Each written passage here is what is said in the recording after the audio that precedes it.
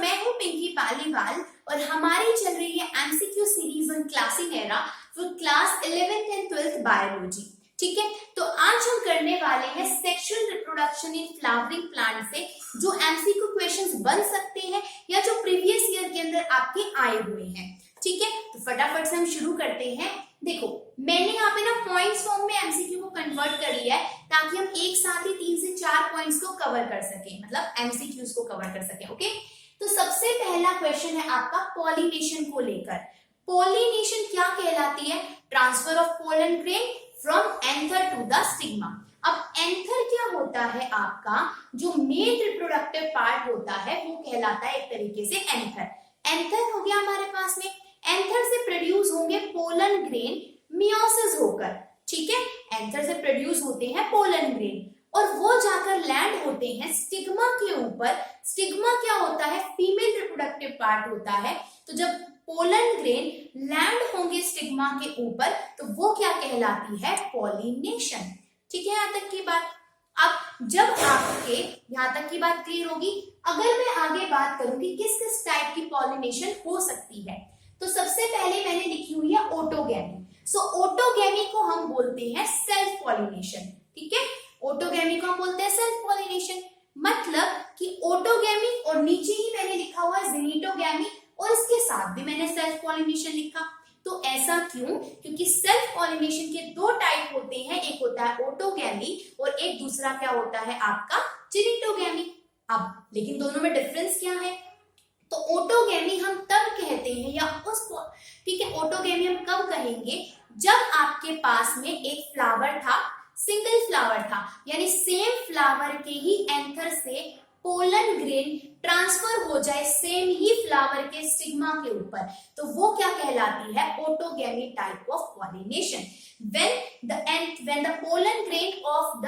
when the pollen grain transfer from the same flower to the stigma of the same flower, यानी एक ही flower का pollen grain था, उसी के anther से stigma of the same plant के ऊपर लैंड कर गया, तो वो क्या कहलाती है? आपकी ऑटोगैमी। ठीक है, यहां तक की बात। अच्छा, अब ऑटोगैमी से और क्या क्वेश्चन बन सकता है? तो ऐसा हमारी एनसीईआरटी के अंदर लिखा हुआ है कि 2 फ्लावर्स के बारे में डिस्कस किया गया है। एक होते हैं आपके कैस्मोगैमस फ्लावर और एक जो मैंने लिखा हुआ है क्लिस्टोगैमस फ्लावर। ठीक है, अब दोनों में डिफरेंस क्या है? तो क्लिस्टोगैमस फ्लावर वो फ्लावर होते हैं जो हमेशा बड की फॉर्म में रहते हैं। अब बड कभी नहीं खुलती ना, तो बड की फॉर्म में अगर कोई फ्लावर है, ठीक है, अब साथ में ये और देख लो, कैस्मोगैमस फ्लावर नॉर्मल फ्लावर जो हम देखते हैं, जैसे रोज हो गया, हिबिस्कस हो गया, जिसके अंदर क्या है? ओपन है आपका फ्लावर। ठीक है, तो अब जो क्लिस्टोगैमस फ्लावर है, अगर यहाँ पे बड की फॉर्म के अंदर है तो कभी फ्लावर ओपन होगा नहीं, तो हमेशा पॉलिनेशन कौन से तरीके से होगी? ऑटोगैमी से। उसी प्लांट का पोलन ग्रेन ट्रांसफर हो जाएगा कहाँ पे? स्टिग्मा के पास में। ठीक है, यहाँ तक की बात। अब ये एंथर और स्टिग्मा है क्या? तो एंथर होता है आपका मेल रिप्रोडक्टिव पार्ट और स्टिग्मा क्या होता है? Female reproductive part. ठीक है, यहाँ तक की बात।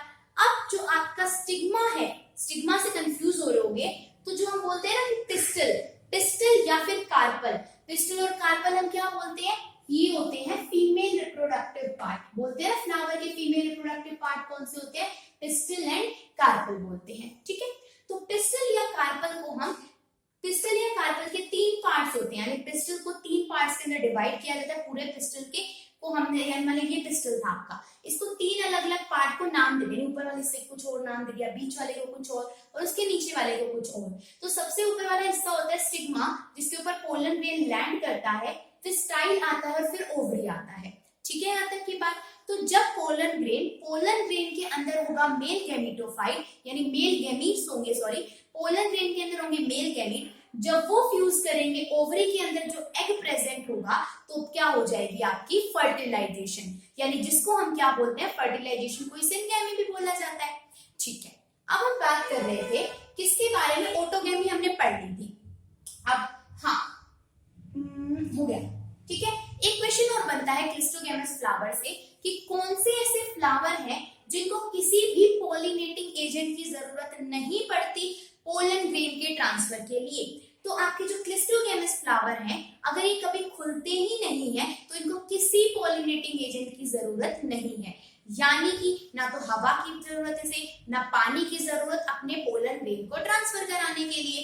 ठीक है, यहाँ तक की बात। आगे चलते हैं। नेक्स्ट मैंने लिखा हुआ है जिनीटोगैमी।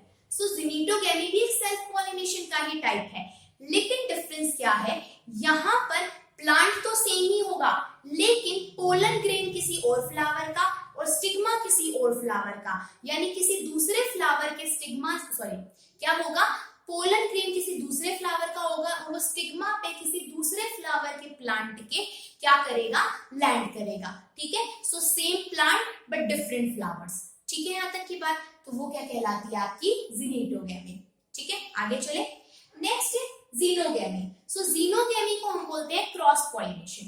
क्रॉस पॉलिनेशन का मतलब क्या है कि दो अलग अलग प्लांट है, किसी और प्लांट से पोलन ग्रेन उड़ता हुआ आएगा और किसी और प्लांट के आपके किसके ऊपर, स्टिग्मा के ऊपर क्या कर जाएगा, लैंड कर जाएगा। ठीक है, यहाँ तक की बात। ये बात तो हमने पढ़ ली। यहां से एक क्वेश्चन जो और बनता है, या आया भी हुआ है पहले, कि सबसे ज्यादा कौन सा बेस्ट मेथड ऑफ पॉलिनेशन है जो आपको हेल्प करता है इवोल्यूशन के अंदर, एडवर्स कंडीशन के अंदर सरवाइव करने के अंदर। तो अगर ऐसा कुछ क्वेश्चन आए तो हम आंसर करेंगे जीनोगैमी। अब क्यों, क्योंकि हम ये बोलते हैं कि आपको क्या है, वेरिएशंस क्या होती हैं, बहुत ज्यादा इंपॉर्टेंट होती हैं सर्वाइवल के लिए। ठीक है, अगर जब तक आपके अंदर वेरिएशन ही नहीं आएंगी तो आप कहीं पर भी एडवर्स कंडीशन के अंदर सरवाइव नहीं कर पाओगे।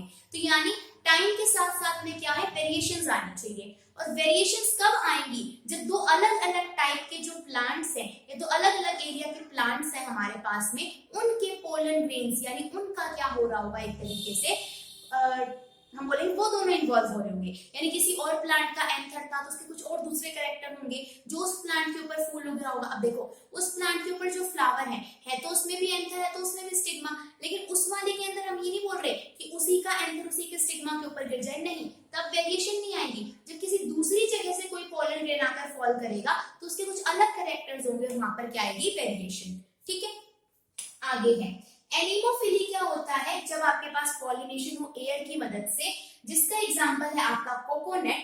यानी कि एनीमोफिली में क्या होता है, एयर के थ्रू, यानी एयर क्या है, आपका एक पॉलिनेटिंग एजेंट है। तो जब आपके पास में पोलन ग्रेन्स हल्के होंगे या क्या होंगे, फीदरी होंगे, मतलब क्या होंगे, उड़ के वो जा सके। ठीक है, अब क्वेश्चन आया है किसके अंदर होती है, कोकोनट के अंदर। नेक्स्ट है एंटेमोफिली। सो एंटेमोफिली आपके पास होती है जब इंसेक्ट के थ्रू पॉलिनेशन हो, जो मिलती है सेल्विया प्लांट के अंदर। ठीक है, अगर इंसेक्ट के थ्रू पॉलिनेशन हो रही है तो क्या होगा, या तो वो क्या कर रहे होंगे, प्लांट्स नेक्टर को प्रोड्यूस कर रहे होंगे, या फिर क्या होगी, उनके अंदर से कोई ना कोई ऑडियोर आ रही होगी। ठीक है, इंसेक्ट्स को ऑडियोर आ रही होगी, कोई ना कोई स्मेल आ रही होगी एक तरीके से। ठीक है, नेक्स्ट है हाइड्रोफिली। जब वाटर के थ्रू क्या होता है, पॉलिनेशन होती है, जो मिलती है बेलिसेरिया नाम के प्लांट के अंदर। ठीक है, क्वेश्चन आया हुआ है पहले, तो उसको हम क्या बोलते हैं, हाइड्रोफिली बोलते हैं। ठीक है, यहाँ तक की बात। अच्छा, इसके अलावा एक दो वर्ड्स और भी हैं हमारे पास में, जैसे जब बर्ड के थ्रू पॉलिनेशन होती है तो उसको हम बोलते हैं ऑर्निथोफिली। मैं लिख देती हूँ यहाँ पे, बर्ड्स के थ्रू जब पॉलिनेशन होती है तो उसको हम क्या बोलते हैं, ऑर्निथोफिली बोलते हैं। और बर्ड्स कब अट्रैक्ट होंगे, जब या तो लार्ज साइज के आपके फ्लावर होंगे, मतलब बड़े साइज का फ्लावर तो उनको उड़ते उड़ते दिखाई दे जाए, और क्या अट्रैक्टिव कलर्स हो उसके अंदर। ठीक है, यहाँ तक की बात होगी अपनी बर्ड्स के लिए। और निथोफिली मैंने बता दिया। एक होता है जब आपके पास में बैट के थ्रू क्या हो, आपके पास पॉलिनेशन हो रही हो, तो उसको हम बोलते हैं चीरोपेटोनॉमी। चीरोपेटोनॉमी हम बोल देंगे उसको। अब देखो बर्ड्स कब आएगा, मतलब बर्ड नहीं, सॉरी, बैट के थ्रू हो रही है ना, तो बैट कब आता है, बैट को दिखाई तो देता नहीं है साफ, तो ऑडियो, कोई ना कोई स्मेल आ रही होगी, तब वो क्या होगा, बैट आपको उसकी तरफ अट्रैक्ट होगा। ठीक है, यहाँ तक की बात। नेक्स्ट मैंने लिखा हुआ है, अब यहाँ पे पॉलिनेशन पॉलिनेटिंग एजेंट्स तो हो गए अपने खत्म। जो एम्ब्रॉय सैक है आपका, ठीक है, तो एम्ब्रॉय सैक कहाँ पर होता है, एम्ब्रॉय सैक आपका ओव्यूल के अंदर प्रेजेंट होता है। ठीक है, तो एम्ब्रॉय सैक किसके अंदर प्रेजेंट होता है, ओव्यूल के अंदर। ठीक है, और हमारा एम्ब्रॉय सैक के अंदर 8 न्यूक्लियस और 7 सेल की स्टेज होती है। ठीक, आगे आता है ओव्यूल। तो जब आपके पास में फर्टिलाइजेशन हो जाती है तो ओव्यूल कन्वर्ट हो जाता है सीड के अंदर और ओवरी कन्वर्ट हो जाती है फ्रूट के अंदर। ठीक है, यहाँ तक की बात।